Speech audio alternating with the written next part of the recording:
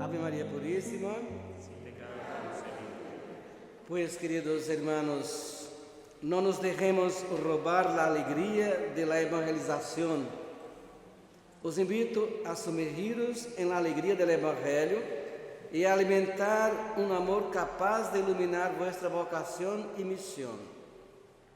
Queridos hermanos y hermanas, con estas motivadoras palabras del Papa Francisco, quisiera daros la bienvenida a todos. Les saludo y doy la más cordial bienvenida a todos y cada uno de ustedes en la estima fraterna con la que desempeñamos nuestro servicio en nuestra misión católica de habla hispana. Para facilitar nuestra convivencia fraterna durante estos días, identifiquemos y demos la bienvenida a los participantes en esta asamblea. Hagámoslo así. Cuando yo diga el nombre de un grupo o ministerio, sus miembros se pondrán en pie y así permanecerán. Al final estaremos todos de pie, una postura muy significativa que indica disposición, voluntad de caminar, es decir, de actuar y trabajar. ¿Estamos? ¿Podemos? Pues empecemos. Demos la bienvenida a la hermana Rosario, secretaria de la misión, y al Consejo Pastoral, que prestan un importante servicio en esta misión. Vamos, Consejo, hermana, de pie. ¿O no habéis comprendido? Se pongan de pie. Hermano, ven y ayúdame, hermana, ven y ayúdame a edificar la iglesia del Señor.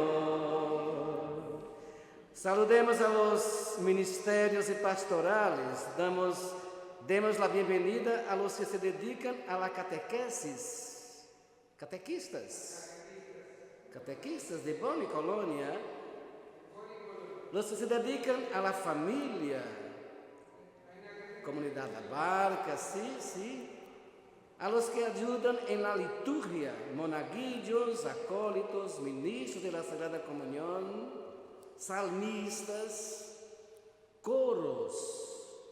Vamos, todos de pie. Hermano, ven, ayúdame, hermana, ven, a edificar la iglesia del Señor. Muy bien, así estamos. También es el momento de toda la comunidad de Bonn, que se pongan en pie, los demás que forman la comunidad de Bonn. Hermano, ven, ayúdame.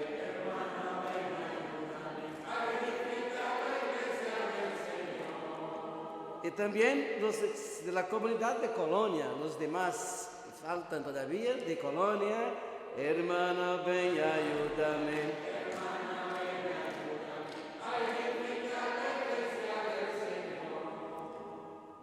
No sé si están ya aquí en ese momento algunos visitantes que no son propiamente de esas dos comunidades, pero si están aquí ya, también los acogemos y saludamos.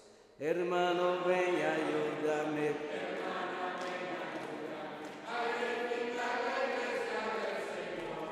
Pues ahora démonos unos a otros la bienvenida con un gran aplauso y, ¿por qué no?, un gran abrazo. Bienvenidos. Felicidades. Bienvenidos. Edificar la iglesia.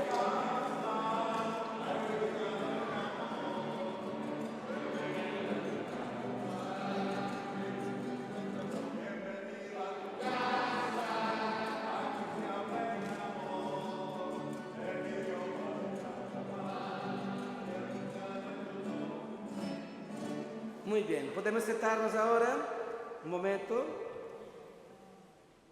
Bueno, una cosita ya así para iniciar. Yo creo que en estos momentos, si hay espacio por delante de los primeros bancos, es mejor ocuparlos. Solo un consejo de amigo. Muy bien. Ahora, con alegría y gratitud, Quisiera presentar y saludar a nuestro asesor para estos días de asamblea. Gratitud porque a pesar de sus actividades, que no son pocas ciertamente, ha aceptado nuestra invitación y está aquí para ayudarnos a conocer un poco mejor la Iglesia y a reflexionar sobre nuestro papel como cristianos, como miembros de esta misión. Pues en mi nombre personal, en nombre de todos los presentes de la misión española en Bonn y Colonia, saludo y doy la bienvenida al Padre Francisco, aquí con nosotros, párroco del eremitorio de Nuestra Señora de la Luz de la ciudad de Murcia, en España. Un aplauso para él, ¿no?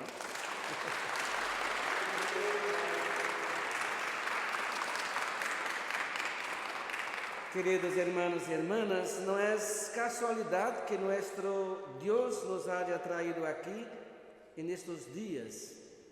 Es sugestivo que justamente mañana, por así decir, el día más completo de esta asamblea, celebraremos la fiesta de la dedicación de la Basílica de Letrán en Roma, madre de todas las iglesias, centro de unidad que representa la Iglesia, que es el rostro mismo de nuestro Señor Jesucristo, su cuerpo místico, junto con nosotros, los miembros de esta Iglesia. La Divina Providencia quiso, pues, que nuestra reflexión eclesial tuviera este respaldo y fundamento histórico, teológico, litúrgico y espiritual. Por supuesto, esta coincidencia de fechas no es realmente casualidad, sino providencia, y es ya obra del Espíritu Santo que siempre ha guiado y guía a la Iglesia. Como ya sabéis, somos la Iglesia católica, es decir, universal. Pero en términos concretos somos una misión que en la práctica puede equivaler a una parroquia, tal como la conocemos en nuestras realidades de origen. Esta misión comprende dos grandes comunidades, Bonn y Colonia, que están llamadas a formar un solo cuerpo.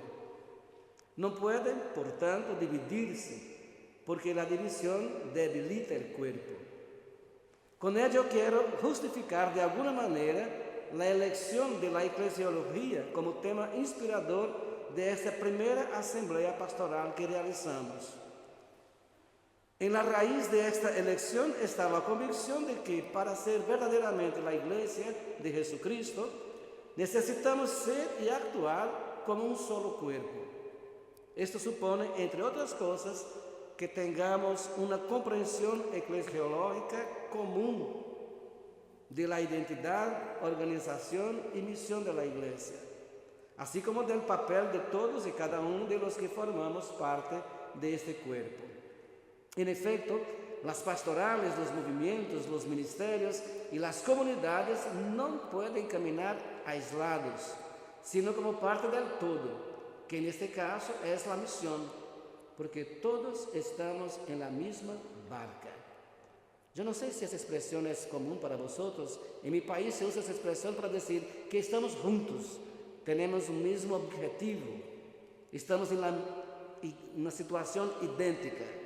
Todos estamos en la misma barca. Recordemos que barca es una de las representaciones más bellas y evocadoras de la Iglesia que encontramos en los Evangelios.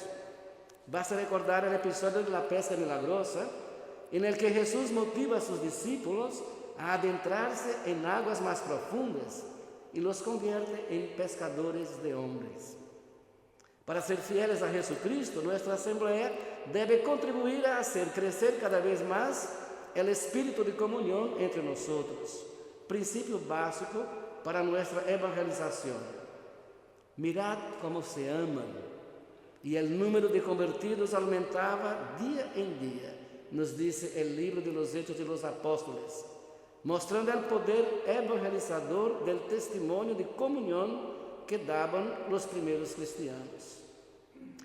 Durante estos días hagamos silencio interior, escuchemos la palabra y discernamos en el Espíritu el plan de Dios para nuestra misión, teniendo presente la realidad que nos rodea y los desafíos que tenemos que afrontar. Para ser fieles a Jesucristo, nuestra asamblea pastoral debe contribuir a hacer de nuestra misión una iglesia en salida, como nos pide el Papa Francisco. Para ello, encomendamos los trabajos de nuestra asamblea a la Virgen María, en palabras del mismo Papa Francisco. A la Madre del Evangelio vivo, pedimos su intercesión para que esta invitación a una nueva etapa de evangelización sea acogida por toda la comunidad eclesial. Esforcémonos por ser una iglesia que encuentra nuevos caminos. Os deseo a todos una feliz y fructuosa asamblea.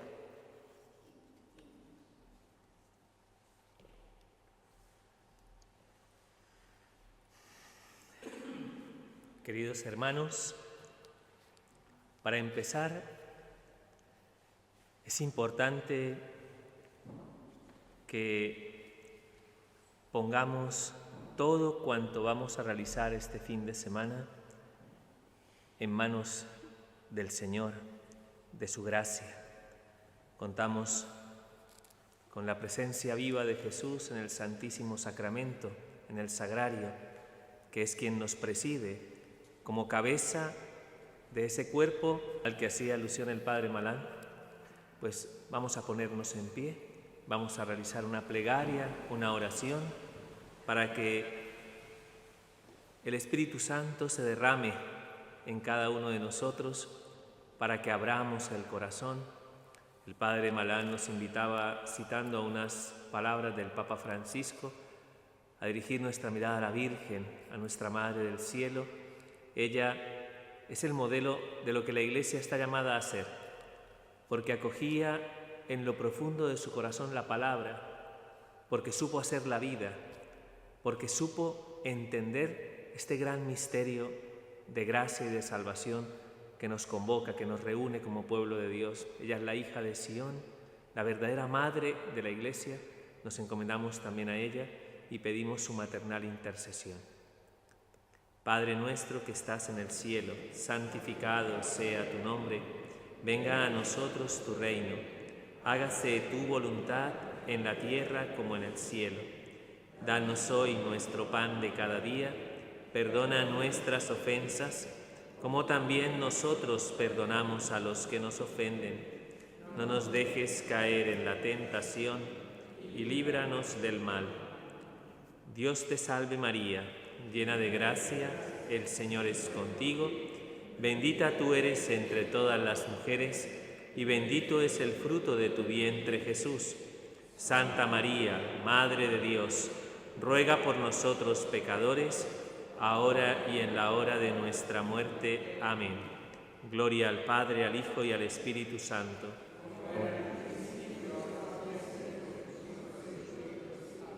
Bendito, alabado y adorado sea Jesús presente en el Santísimo Sacramento del altar. Sea por siempre bendito y alabado. Envía tu Espíritu, Señor, serán creadas todas las cosas y renovarás la faz de la tierra. Amén. Podéis sentaros.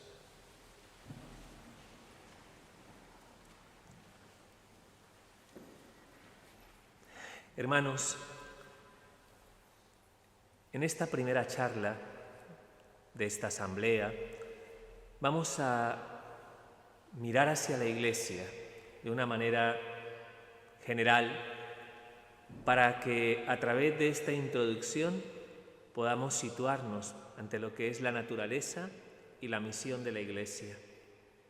Quiero acuñar en primer lugar unas palabras de uno de nuestros padres de la Iglesia, de San Cipriano, que dice lo siguiente en su tratado sobre la unidad de la Iglesia: nadie puede tener a Dios por Padre si no tiene a la Iglesia por Madre.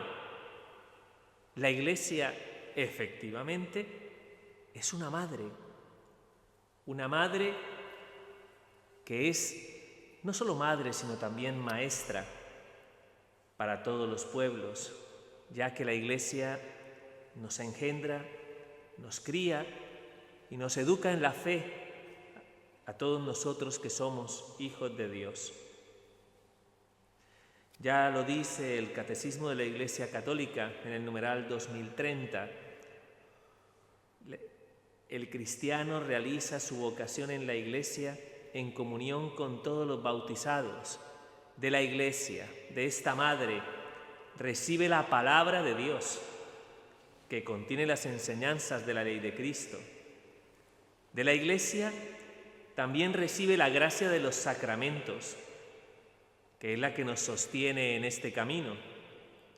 De la Iglesia aprendemos el ejemplo de la santidad. De hecho, hemos sido testigos de este pequeño momento de gracia cuando a través de estos niños dirigimos la mirada hacia uno de los santos de nuestra Iglesia, San Martín de Tours. Qué importante considerar a la luz de este signo lo que representa la santidad en nuestra Iglesia. La invitación, como lo hemos contemplado en la celebración del 1 de noviembre, la celebración de todos los santos, contemplar a través de la santidad la llamada a la que somos nosotros también invitados por parte de nuestra Iglesia. San Juan Pablo II en Barcelona dijo: la Iglesia es madre y una madre debe ser amada. Debemos aprender a amar a nuestra madre. Todos tenéis madre, o algunos habéis tenido madre en algún momento. Lo normal, lo usual, es que tengamos amor a nuestra madre, y la Iglesia es nuestra madre.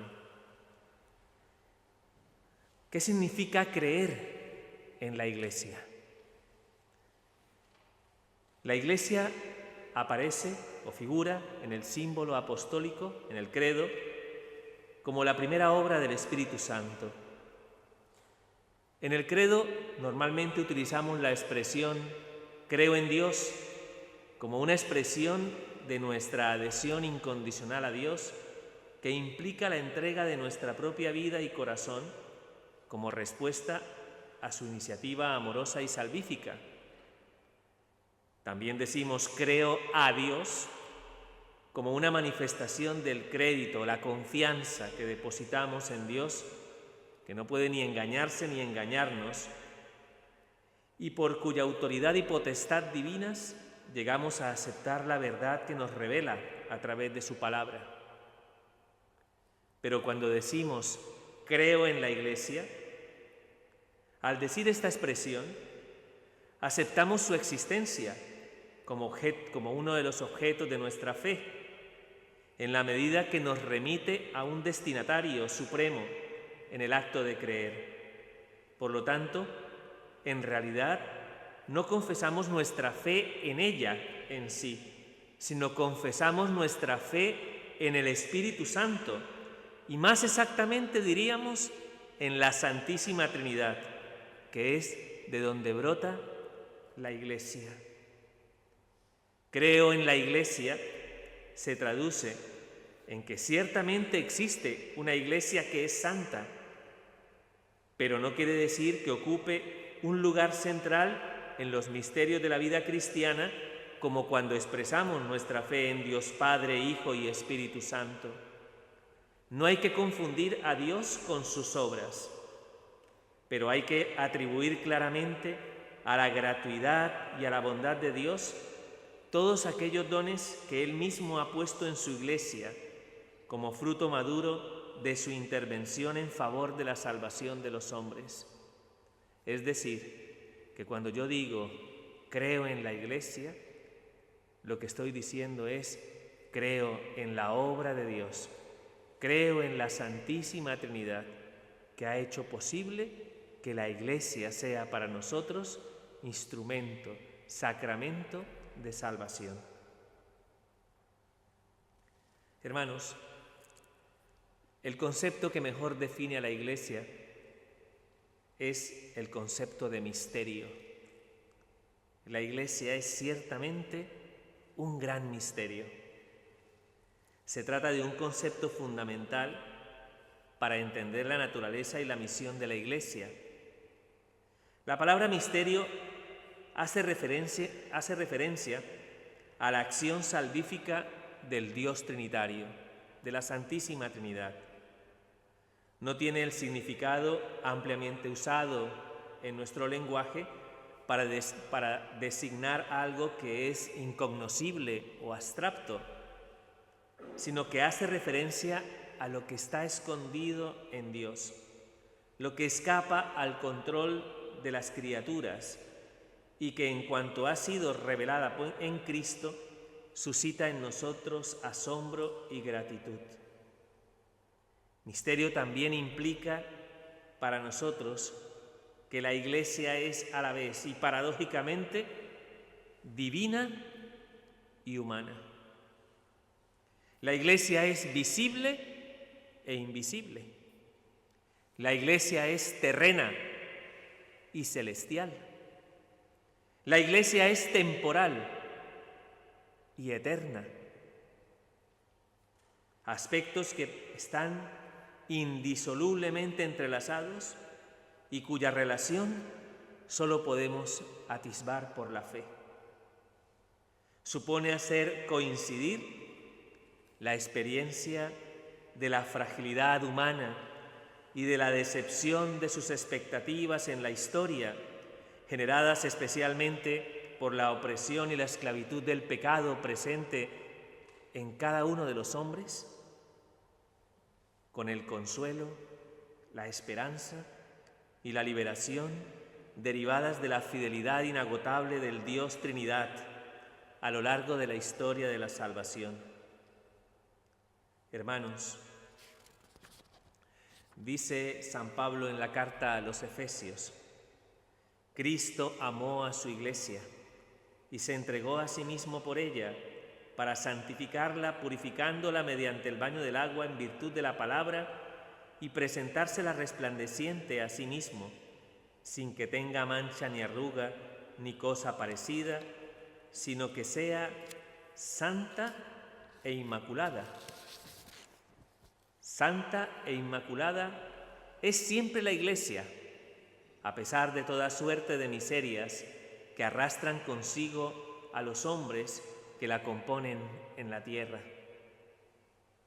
Ya lo reafirma San Pablo en este mismo texto del capítulo 5 de la carta a los Efesios.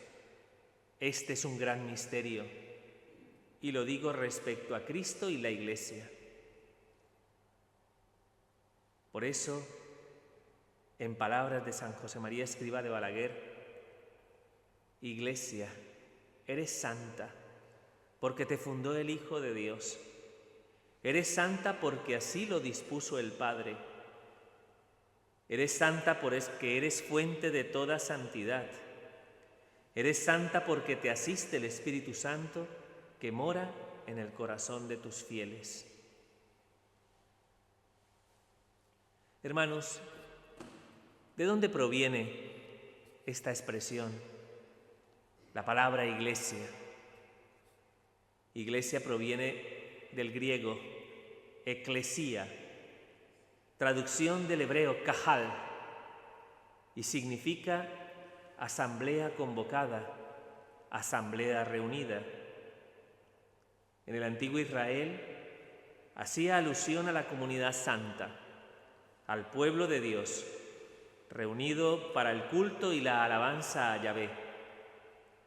En la nueva alianza se identifica con el nuevo pueblo de Dios, que ha sido redimido por Cristo, es decir, la asamblea constituida por quienes atienden a la llamada a participar del reino de Dios. Desde sus orígenes, se designaba con el concepto de iglesia al pueblo que Dios reúne en el mundo entero, es decir, el conjunto de todos los fieles cristianos. Pero también se atribuye a las diversas comunidades locales o particulares, como algunas de las iglesias que fueron fundadas por San Pablo en sus viajes apostólicos. Iglesia también se predica de la asamblea litúrgica, especialmente cuando se reúne a celebrar la Sagrada Eucaristía. Hay que decir que también se utiliza el concepto para hacer referencia al lugar físico donde se reúne el pueblo de Dios. Todo esto gira alrededor de este concepto, del concepto de iglesia. ¿Y cómo es que surge la iglesia? ¿De dónde proviene la iglesia? Como lo decíamos al inicio de esta reflexión, la iglesia siempre se inserta dentro de la historia de la salvación. Se trata de un proceso cronológico que se da en el tiempo, no es atemporal, que se da en la experiencia de la vida del hombre, no es una experiencia desencarnada, que por designio de la misericordia de Dios ofrece a los hombres la redención de sus pecados y la participación en la bienaventuranza eterna. El objeto fundamental del por qué hay iglesia es hacer partícipe al hombre de la vida de Dios. Hay ciertamente un especial protagonismo de la iglesia en la etapa final de la historia, inaugurada en Pentecostés, y que alcanzará su consumación definitiva al final de los tiempos. Este tiempo en el que nosotros vivimos, estos últimos tiempos, desde la venida del Espíritu Santo hasta la parusía, hasta la segunda venida de Cristo, es el tiempo de la iglesia. Es el tiempo de la iglesia. Dice la Lumen Gentium en su número 2. El Padre Eterno, por una disposición libérrima y arcana de su sabiduría y bondad, creó todo el universo y decretó elevar a los hombres a participar de la vida divina. Y como ellos hubieran pecado en Adán, no los abandonó, antes bien les dispensó siempre los auxilios para la salvación en atención a Cristo Redentor, que es la imagen del Dios invisible, el primogénito de toda criatura. A todos los elegidos, el Padre, antes de todos los siglos, los conoció de antemano y los predestinó a ser conformes con la imagen de su Hijo, para que éste sea el primogénito entre muchos hermanos. Y estableció convocar a quienes creen en Cristo en la Santa Iglesia, que fue, primero, prefigurada desde el origen del mundo. Segundo, preparada admirablemente en la historia del pueblo de Israel y en la antigua alianza. Tercero, constituida en los tiempos definitivos. Cuarto, manifestada por la efusión del Espíritu. Quinto, que se consumará gloriosamente al final de los tiempos. Entonces, como se lee en los santos padres, todos los justos desde Adán, desde el justo Abel hasta el último elegido, serán congregados en una iglesia universal en la casa del Padre Celestial. Vamos a profundizar un poco en estos 5 momentos de la historia de la salvación que han venido acompañando el nacimiento, el desarrollo y la plenitud de nuestra iglesia. La iglesia fue prefigurada desde el origen del mundo. La iglesia, conforme a esta idea, sería anterior al tiempo. Es preparada desde toda la eternidad en el designio salvador de Dios, Padre en Jesucristo. La gracia que poseía Adán no puede darse al margen de Cristo y por tanto tampoco al margen de la Iglesia. Si Dios le dio su intimidad al hombre desde el primer momento de la creación, lo hizo en atención a Cristo, a la palabra. Y Cristo está ligado a la Iglesia. Dice el pastor de Hermas, el mundo fue creado en orden a la Iglesia. Así como la voluntad creadora de Dios termina en una obra llamada mundo, su designio salvífico produce una obra que se llama Iglesia, citándonos a Clemente de Alejandría. Ni siquiera el pecado obstaculiza el proyecto salvífico de Dios, tal como lo expresa el pregón pascual.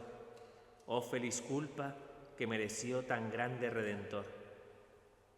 La historia de Noé, la construcción del arca, es también figura de lo que algún día sería la Iglesia. En la segunda etapa, la Iglesia, preparada admirablemente en la historia del pueblo de Israel y en la antigua alianza, recordamos que por medio de la alianza de Dios con Abraham, cifrada más o menos 1900 años antes del acontecimiento de Cristo, Abraham, padre de un gran pueblo, se le promete que será bendito entre todas las naciones de la tierra.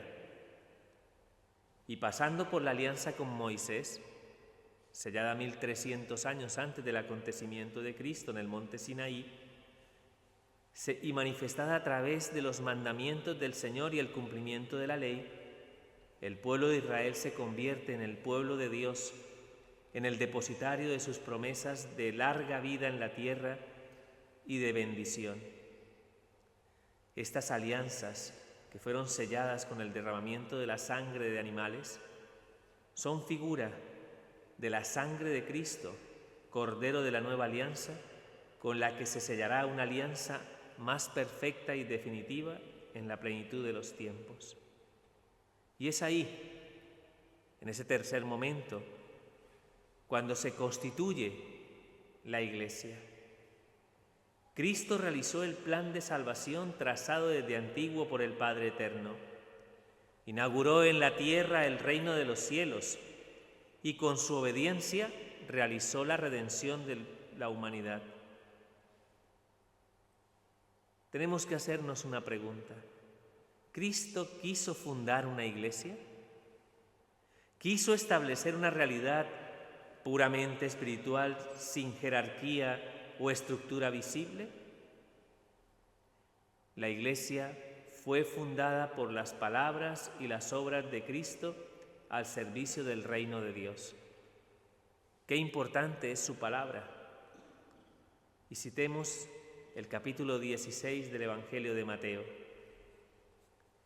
Y yo a mi vez te digo, tú eres Pedro, y sobre esta piedra edificaré mi iglesia, y las puertas del infierno no prevalecerán contra ella. A ti te daré las llaves del reino de los cielos. Lo que ates en la tierra quedará atado en los cielos, y lo que desates en la tierra quedará desatado en los cielos. Dijo el Señor: edificaré mi iglesia.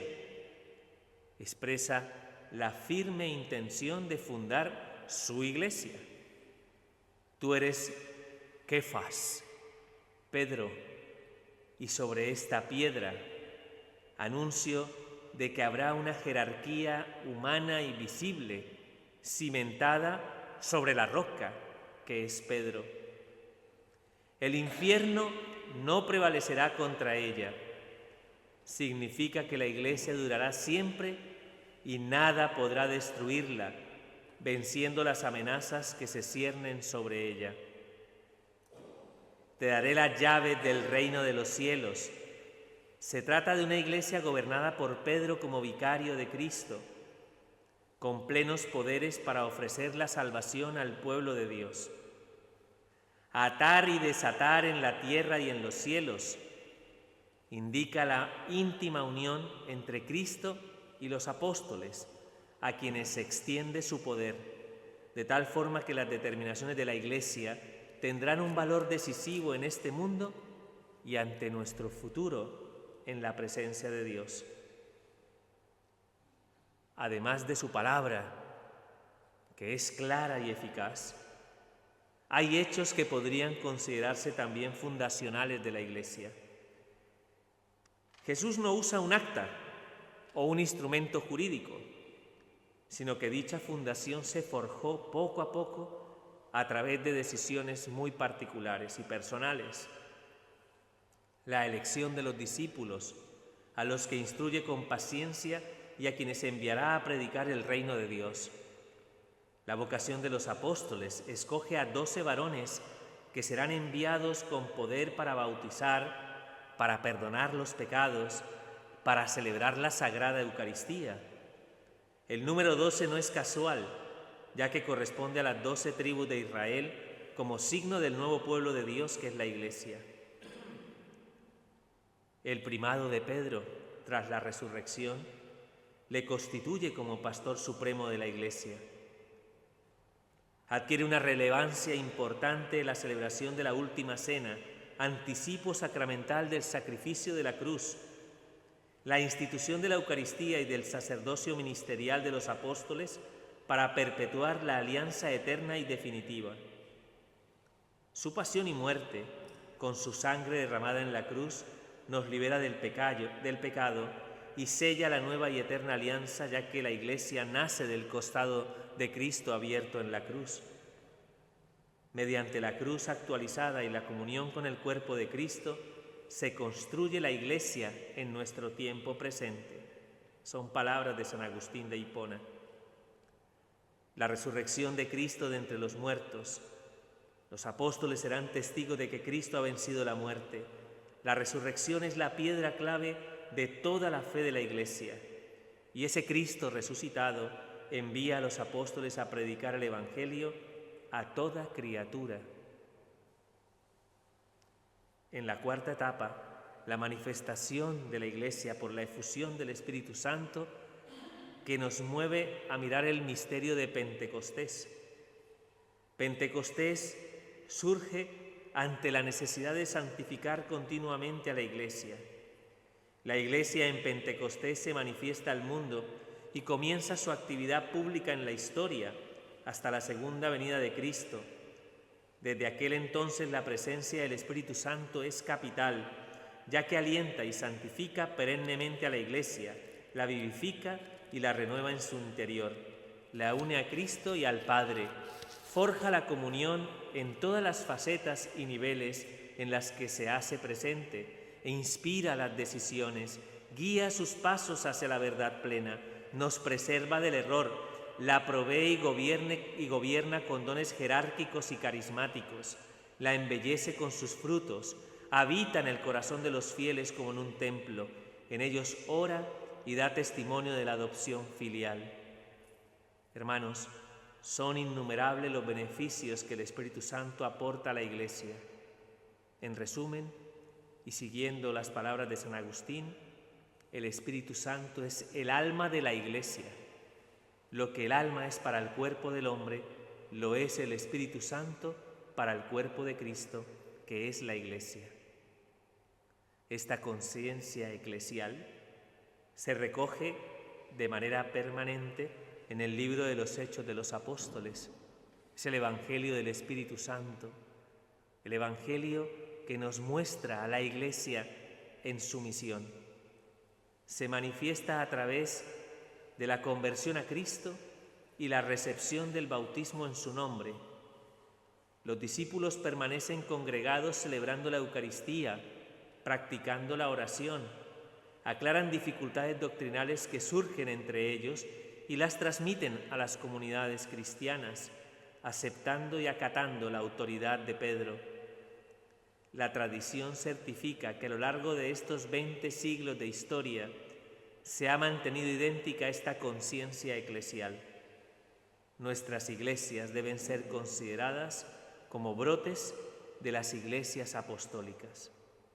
Dice Tertuliano: esta iglesia establecida y organizada en este mundo como sociedad subsiste en la Iglesia católica, gobernada por el sucesor de Pedro y los obispos en comunión con él. Y la última etapa, la consumación gloriosa de la Iglesia al final de los siglos, expresa una finalidad que es escatológica. Escatológico significa lo que hace referencia al final de la historia. Todo en la Iglesia se dirige a alcanzar la salvación. Todo. Por eso la Iglesia es sacramento universal de salvación. Es signo eficaz y real de la acción redentora de Cristo entre todos los hombres hasta el final de los tiempos. Este fin salvífico de la Iglesia es ante todo sobrenatural, ya que conseguir la salvación está por encima de nuestras fuerzas humanas. Solo es posible con la ayuda de la gracia divina. Además, es inalterable. No se puede pervertir el fin salvífico hacia una cierta secularización de la salvación, porque la Iglesia no se puede reducir a una mera institución asistencial. Es perpetuo porque durará conforme a la promesa de Cristo hasta la consumación de los siglos. Es universal porque se ofrece a todos los hombres. No obstante, habría que añadir que la salvación, que es don del Espíritu Santo, exige la colaboración por parte del hombre, que no puede presentarse ante este proyecto de manera mediocre o meramente pasiva. La salvación va ligada a nuestra santificación, lo cual supone una cierta heroicidad en nuestra correspondencia libre y voluntaria al designio salvífico de Dios en la historia y en nuestra propia historia. Finalmente, quisiera hacer alusión a unas palabras de Alfred Loisy, palabras que podrían llevarnos a reflexionar. Jesús anunció el reino de Dios y lo que vino fue la Iglesia. ¿Se habrá tergiversado la intención de Cristo? El reino de Dios, profetizado en Israel e instituido por Jesús, ciertamente es propagado por la Iglesia. Ese reino de Dios es la presencia salvadora de Cristo en medio de los hombres. Es un misterio de múltiples facetas, como lo decíamos al referirnos a la Iglesia, porque es personal y comunitario, es celestial y terreno. Su influjo abarca el estado de gracia, la salvación de las almas, la comunión con todos los santos y la situación terrena de la sociedad humana conforme al designio de Dios. Hermanos, la Iglesia está al servicio de la extensión de este reino hasta la consumación definitiva de la obra de la salvación. Por tanto, se trata de una tarea irrenunciable e imprescindible que Cristo le ha confiado a su Iglesia. La Iglesia está al servicio del reino de Dios. San Roberto Belarmino llamó a la Iglesia la sociedad perfecta, para de esa manera evitar que se hiciera una separación entre lo humano y lo divino. Dentro del protestantismo, la Iglesia solo sería invisible, solo sería la congregación de los predestinados que solo Dios puede conocer, y se enfrenta a la consideración de una Iglesia visible, de una Iglesia operante, de una Iglesia santa. Pidamos especialmente al Señor que nos ayude a tener confianza en esta reflexión que nos lleva a considerar a la Iglesia entendida desde arriba hacia abajo, que no nace de la iniciativa de los hombres, ni como un intento de superar nuestros límites y sufrimientos de la vida. La Iglesia no es una fraternidad puramente social. No, como lo hemos visto, la Iglesia nace y procede de Dios, de la Santísima Trinidad. Ha nacido desde el principio del amor del Padre Eterno. Ha sido fundada en el tiempo por nuestro Señor Jesucristo, por el Hijo de Dios, y es continuamente vivificada, acompañada por el Espíritu Santo.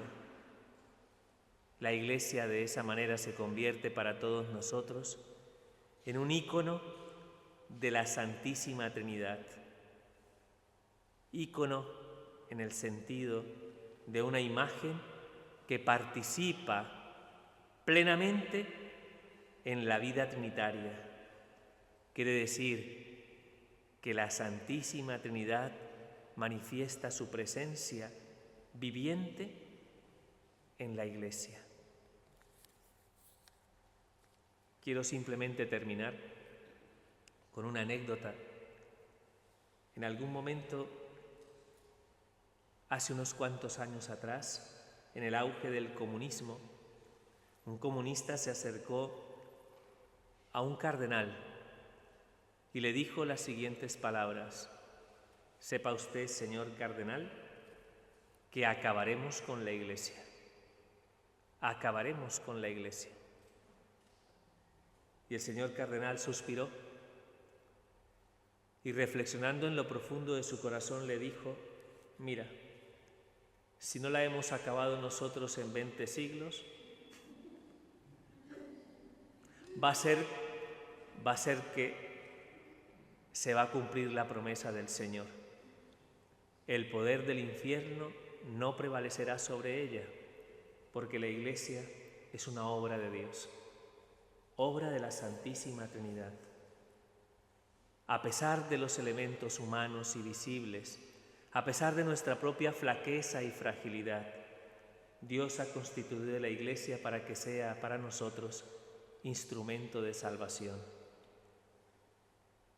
Acoge a la Iglesia como una madre y recibe lo que la Iglesia te ofrece: la palabra, los sacramentos, la santidad. Dale la oportunidad a tu corazón de que pueda experimentarse parte de este gran misterio de salvación. Y haz que a través de tu corazón y a través de tu vida la Iglesia se perfeccione y se santifique. Lo más grandioso que nos permite a nosotros poder hacer alusión a lo que es la Iglesia, lo veremos a continuación, cuando celebremos juntos la Sagrada Eucaristía, cuando hagamos patente en la celebración del sacrificio de Cristo renovado en el hoy de la Iglesia, como nos congrega a todos y cada uno de nosotros en la unidad de su amor para hacernos partícipes de su gracia y salvación.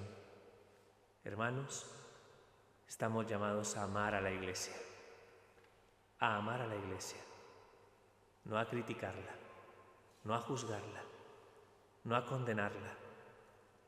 Estamos llamados a nutrir a la Iglesia con nuestra participación plena en su misterio de amor y santificación.